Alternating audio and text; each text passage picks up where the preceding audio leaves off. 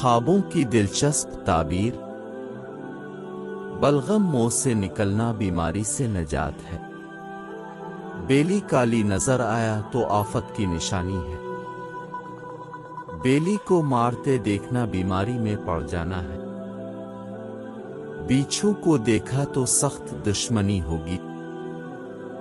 خواب میں پانی دیکھا تو صحت اچھی ہوگی۔ خواب میں اونٹ دیکھا تو نفع اور دولت ملے گی۔ خواب میں مچھلی دیکھا تو وفادار عورت ملے گی۔ خواب میں کالا لباس دیکھا تو رزق تنگ ہوگی۔ پسینے میں بدن کو تر دیکھنا حلال رزق کی نشانی ہے۔ سفید پتھر دیکھنے سے نفع حاصل ہوگا۔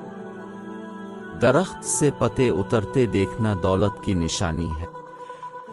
پودینہ خشک دیکھنا سفر درپیش ہے۔ خواب میں سانپ دیکھا تو رزق میں کمی ہوگی۔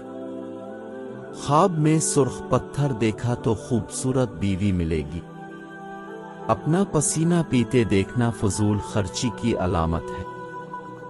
پشت پر بوجھ اٹھانا مصیبت کی نشانی ہے۔